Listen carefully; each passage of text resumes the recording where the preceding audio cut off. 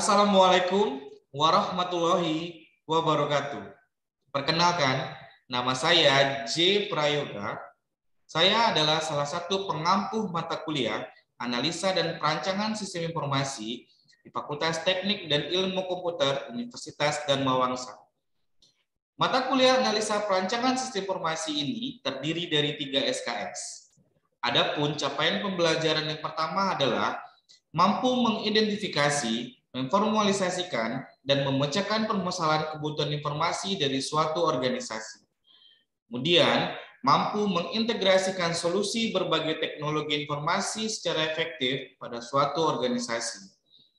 Ketiga adalah mampu menerapkan konsep-konsep dasar komputer yang dibutuhkan dalam merancang dan mengimplementasikan solusi teknologi informasi. Dan yang terakhir, yang keempat adalah dapat berkarya dengan perilaku etika sesuai dengan bidang keprofesian teknologi informasi. Adapun mata kuliah Analisa Perancangan Sistem Informasi ini terdiri dari 16 kali pertemuan.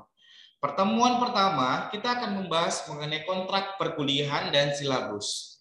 Masuk ke pertemuan kedua, kita akan membahas mengenai konsep dasar dari sistem informasi.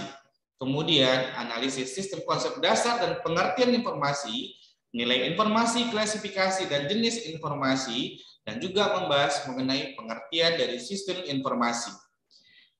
Masuk ke pertemuan ketiga, kita akan membahas mengenai definisi analisis sistem.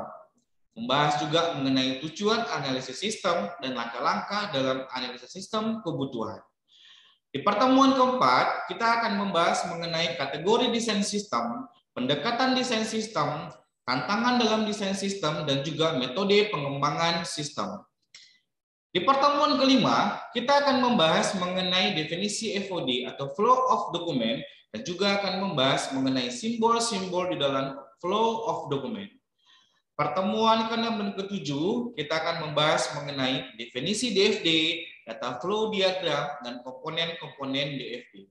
Dan juga kita akan membahas mengenai konteks diagram. Pertemuan ke-8, kita melaksanakan ujian tengah semester. Setelah ujian tengah semester akan dilanjutkan dengan pertemuan ke-9 dan pertemuan 10, itu akan membahas mengenai definisi dan fungsi IRD, dan juga membahas simbol-simbol IRD, derajat relasi. Pertemuan ke-11 dan 12 akan membahas mengenai transformasi IRD ke table fisik normalisasi table. Pertemuan ke-13, definisi DD, simbol-simbol, dan data dictionary.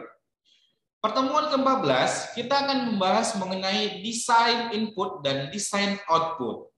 Dan pertemuan ke-15, membahas mengenai pengertian manajemen proyek sistem, perancangan proyek sistem informasi. Pertemuan terakhir, pertemuan ke-16, mahasiswa akan melaksanakan ujian akhir semester. Adapun metode yang saya gunakan dalam proses belajar mengajar, yang pertama itu adalah ceramah, yang kedua tanya jawab, diskusi, analisis, dan juga membahas mengenai kasus sesuai dengan mata kuliah Analisa Perancangan Sistem Informasi.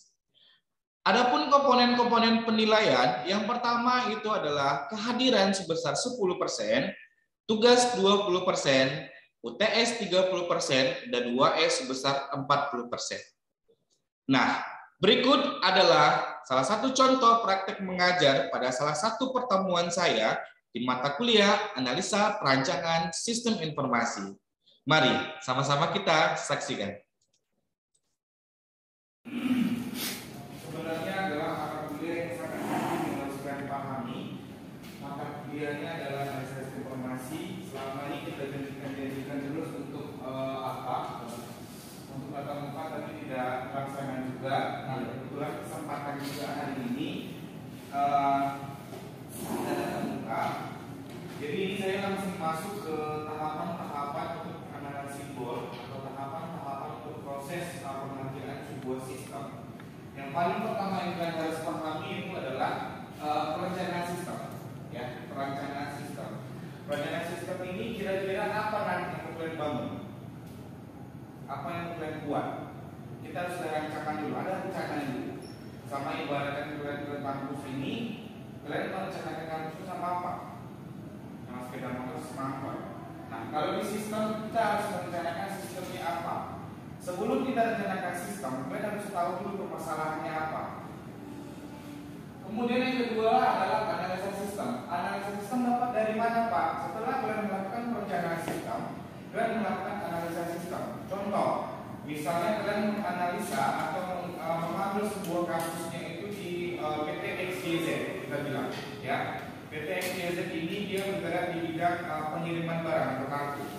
Oke, nah, jadi kira-kira selama proses dia sebelum komputerisasi dia menggunakan sistem manual. Nah, kalian mau menganalisa atau mengangkat kasusnya adalah sistem komputerisasi untuk pengiriman barang, misalnya, ya, pengiriman barang. Nah, kalian harus tahu dulu sistem yang berjalan di tempat mereka itu seperti apa. Itu namanya sistem manual, ya, sistem manual. Akan kalian ganti dengan secara komputerisasi. Makanya masuk ke poin kedua itu adalah analisa sistem. Setelah kalian tahu masalahnya, setelah tahu apa yang terjadi pelaksanaan selama secara manual, kalian tahu apa yang mau kalian analisa. Seperti apa yang sistem akan mau dibuat. Ya. Yang ketiga adalah desain. Setelah analisa terjadi, analisa sistem sudah dapat nih, prosesnya kalian sudah tahu apa yang mau dibuat. Kemudian yang ketiga, desainnya seperti apa? Apa-apa yang dibutuhkan. Ya, contoh kita ambil lagi mungkin pendaftaran mahasiswa baru. Pendaftaran mahasiswa baru itu desainnya seperti apa? Kalau pernah kalian membuka profil kita di PNB bernama Manfaat.id, itu yang dibutuhkan yang pertama adalah NIK. Ya, nomor induk KTP, kemudian nama, kemudian email, nomor telepon, sesi kuliah, terus gelombang keberapa. Itu desain yang pertama yang akan dibuat sama calon mahasiswa yang akan input. Setelah kalian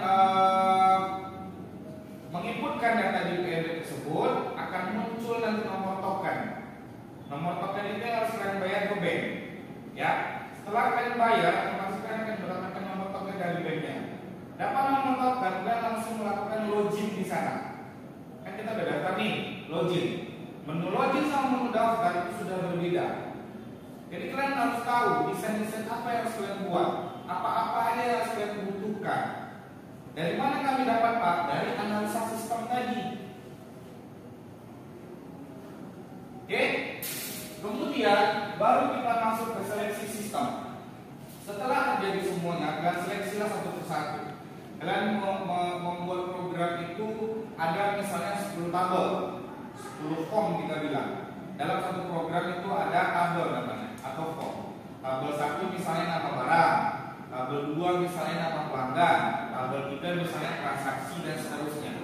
Kalian harus seleksi lagi antara tabel pelanggan, antara tabel barang, antara tabel transaksi, dia harus combine. Harus sinkron dia. Sinkronnya seperti apa, Pak? Ada primary key yang antara tabel 1, tabel 2 sama tabel 3, mereka ada variabelnya yang sinkron. Tabel pelanggan, tabel kita tadi ya, tabel pelanggan.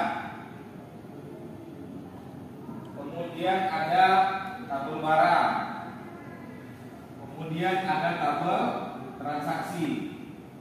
Nah, kira-kira sebagai pelanggan ini yang menjadi primary key apa? Apa biasanya menjadi primary key kalau di tabel pelanggan ini? Kayak di KTP kalian yang menjadi primary key apa? Nih. Berarti kalau di sini apa? Kode atau ID pelanggan. Ya, boleh. Kode atau ID pelanggan. Kemudian di sini adalah nama pelanggan. Kemudian di sini apa? Misalnya alamat. Misalnya. Kemudian di sini nomor telepon misalnya. Kita menggunakan atau menyimpan arsipnya secara fisik. Ketika terjadi mungkin kebakaran, valita hilang. Ketika dikomputerisasi, kita masukkan datanya ke dalam database. Apapun yang terjadi, data tidak akan hilang.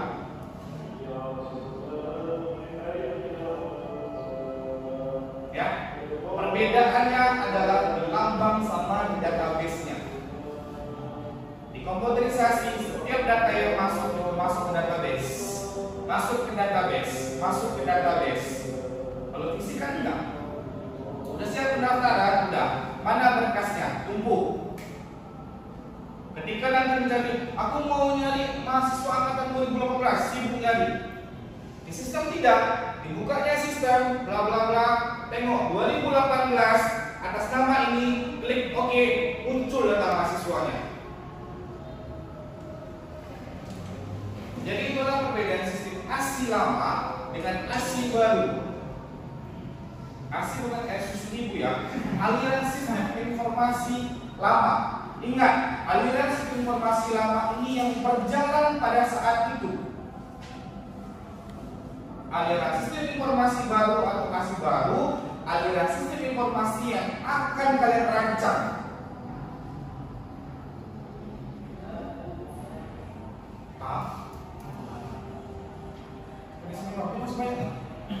Ini baru aliran sistem informasi kita belajar.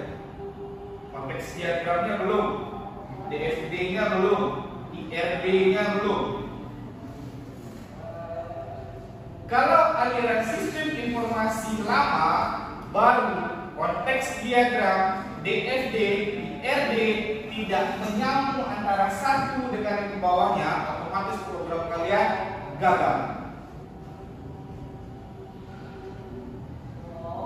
Karena yang menentukan dari program kita itu adalah desain.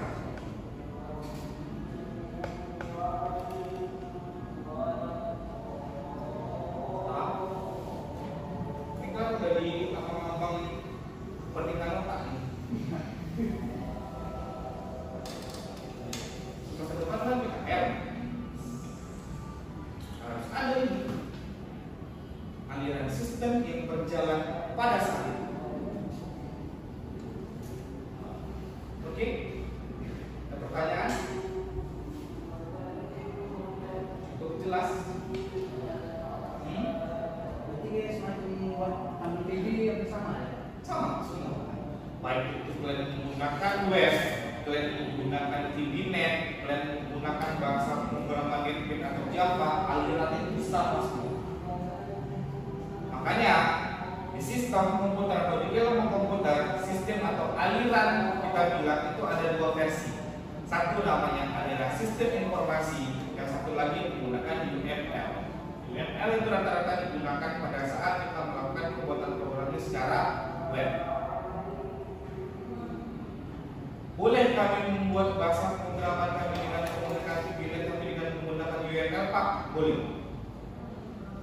Boleh kami menggunakan aliran sistem informasi yang Bapak terangkan ini, tapi pemrograman kami dengan menggunakan web, Pak? Boleh. Intinya sama. Nanti kalau di UML itu ada use case-nya, ada lambang orangnya, nanti ada lambang garisnya, ini menunya apa-apa aja, hampir sama seperti ini. Kalau di UML itu dia ringkas. Kalau kalian paham, kalian enak kerjanya. Kalau di aliran sistem informasi ini memang agak ribet, tapi kalian tahu detail prosesnya seperti apa.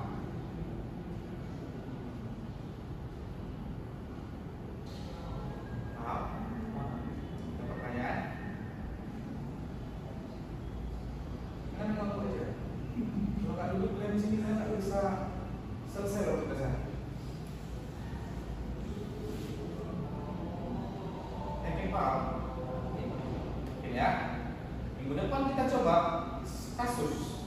Kita cari kasus, kita buat semua. Kasus itu nanti minggu depan kasus kita buat, itu masing-masing itu berbeda-beda kuasa. Kita yang sama. Kepala kita yang sama kita. Analisa kan berbeda, pasti berbeda. 1, 2, 3, 4, 5, 6, 7, 8 beda dalam melakukan analisa ini nanti. Kita salahkan, Pak, tidak, itulah analisanya. Kalian mau takut? Biar biasa analisanya. Nanti kalau ada yang agak kurang-kurang, kita gampang, harus ada.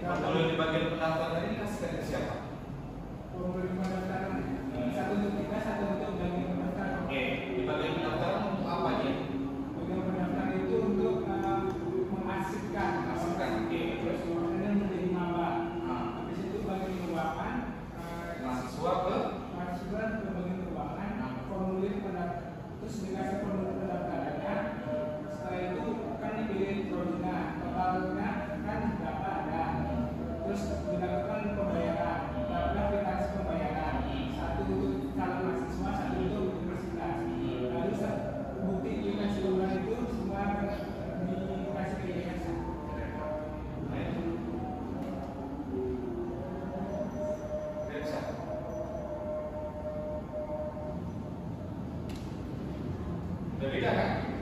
Tujuannya sama. Kasih yang beda, reference beda. Istilahnya pemahaman aja. Kalau yang maksud saya adalah calon mahasiswa datang ke kampus dengan membawa berkas, kemudian calon mahasiswa menyerahkan berkasnya ke bagian pendaftaran. Di bagian pendaftaran, mereka melakukan cek data calon mahasiswa. Setelah cek data calon mahasiswa, mahasiswa disuruh mengisi formulir dan menghasilkan nanti adalah formulir pendaftaran. Formulir pendaftaran ini ada 2 rangkap. Satu diarsip oleh bagian pendaftaran, satu lagi diberikan kepada calon mahasiswanya. Setelah calon mahasiswa mendapatkan formulir pendaftaran, mahasiswa ke bagian keuangan menyerahkan formulir pendaftaran. Di bagian keuangan, mereka melakukan cek data mahasiswa, apakah sudah betul prodi yang diambil, kemudian uang kuliahnya sudah sesuai apa belum. Jika sudah, bagian keuangan melakukan pembayaran dan menghasilkan kwitansi pembayaran. Kwitansi pembayaran rangkap 2. Satu diarsipkan oleh bagian keuangan, satu lagi nanti diberikan kepada mahasiswa. Habis sampai di sini. Di bagian keuangan, otomatis dia akan merekap. Ya, di sini ada namanya rekap data. Rekap data. Setelah rekap data terjadi, muncullah di sini laporan. Ada laporan mingguan, ada laporan bulanan, ada laporan tahunan. Laporan ini ada 2. Satu untuk diarsipkan di bagian keuangan, satu lagi diberikan kepada yayasan. Fungsi untuk yayasan adalah agar yayasan bisa memproses data atau keuangan yang masuk pada tahun itu.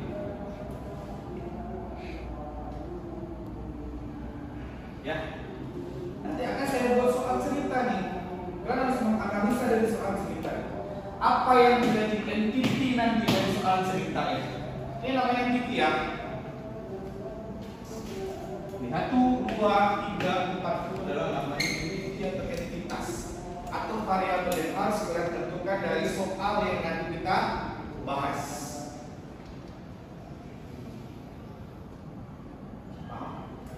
Ini baru aliran.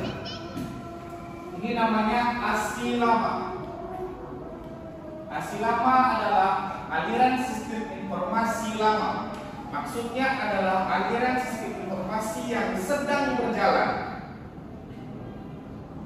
Kalian mau merubahnya itu komputerisasi nih. Kira-kira di aliran sistem informasi yang lama ini yang tidak ada lambang apa? Ini secara manual ya. Secara manual nih. Kalian mau merubahnya secara komputerisasi. Di sini kira-kira apa yang tidak ada?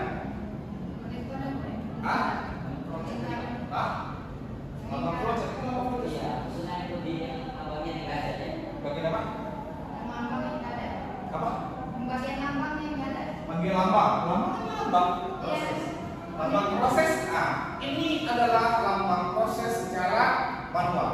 Kalau lambang proses secara komputerisasi, dia berbentuk persegi panjang. Satu itu bedanya. Ya,